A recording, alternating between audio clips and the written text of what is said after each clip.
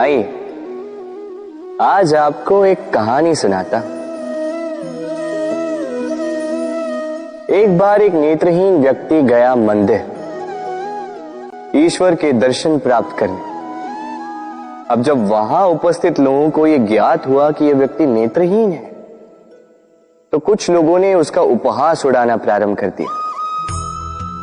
वो जिसकी स्वयं की दृष्टि ही नहीं, क्या करने आया होगा यहाँ? कदाचित ईश्वर से शिकायत करने आया होगा कि क्यों आपने मुझसे मेरी दृष्टि छीन ली। किंतु इन सभी बातों से उस नेत्रहीन व्यक्ति ने स्वयं को पीड़ित नहीं होने दिया। वो मुस्कुराया और उसने केवल एक बात कही, माना कि मेरे भाग्य ने मुझसे मेरी दृष्टि छीन ली, किंतु मैं अभागा नहीं, क्योंकि मेरा ईश्वर वो मुझे देख सकता है।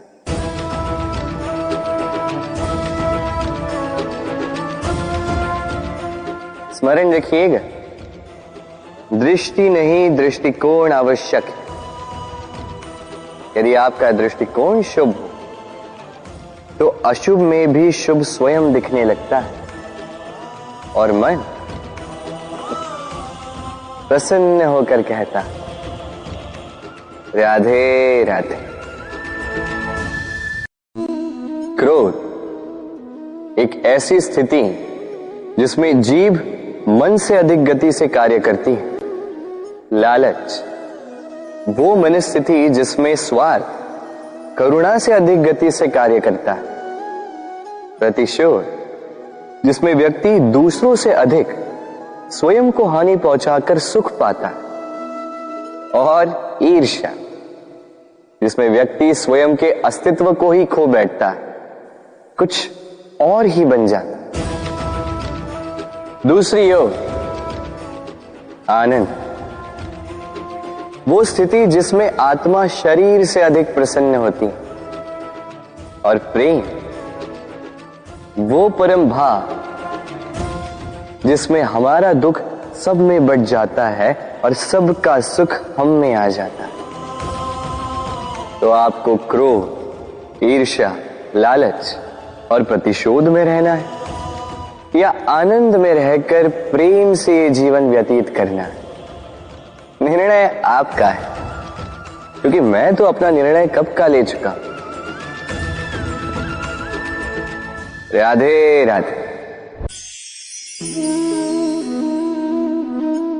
यदि जांचने जाओ तो ऐसा कोई रत्न नहीं जिसमें कोई खोट ना, किंतु यदि मन में बसा तो प्रत्येक रत्न हमारे लिए सर्वश्रेष्ठ। यदि परखने जाओ तो संसार में ऐसा कोई जीव नहीं जो सर्व से अधिक विषैला, किंतु यदि मानो तो ऐसा कोई जीव भी नहीं जो सर्व से अधिक सरल हो, जो केवल अपने पथ पर चलता है, जानकर किसी को हानि नहीं पहुंचाता। उसी प्रकार मनुष्य, यदि मनुष्य को परखने जाओगे तो वो गुणवान नहीं लगेगा, किंतु यदि मानो तो प्रत्येक मनुष्य में कोई न कोई विशेष गुण होता ही। बस बात आती है आपके दृष्टिकोण की। इसलिए अपने जीवन में मनुष्य को परखने में समय नष्ट ना करें। मनुष्य कोई वस्तु तो नहीं, मनुष्य आत्माधारी जीव है जो कदाचित आपके व्यवहार से बदल भी जाएंगे, पराये भी आपको अपना मानकर गले लग जाए। बस प्रेम भाव को ऊपर है। राधे राधे।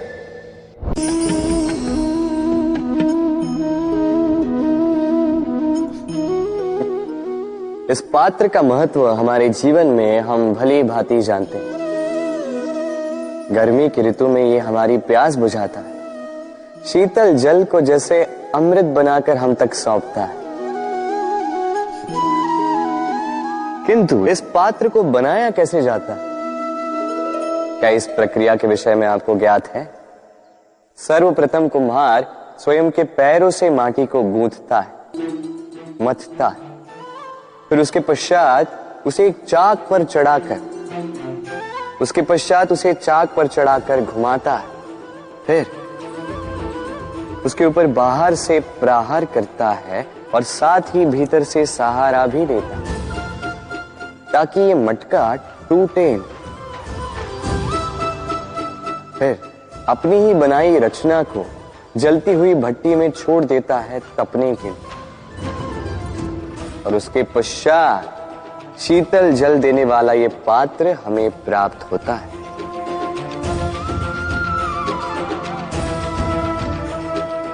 एक सर्वश्रेष्ठ गुरु भी यही करता है। सर्वप्रथम हमारे मन में छिपे संभावनाओं को निकालने के लिए हमें मथता है, फिर कठोरता से हमें आकार देता, उसी के साथ हमें सहारा भी देता, और फिर उसके पश्चात परीक्षा की अग्नि में उस भट्टी में छोड़ देता जलने के लिए, और तब जाके हमारा अस्तित्व बनता है। इसलिए यदि आपके गुरु कठोर हो तो उनसे कुपित ना हुई, उनसे क्रोधित ना हुई, क्योंकि वही वो कुम्हार है जो आपके जीवन के पात्र को एक सुंदर सा आकार देंगे।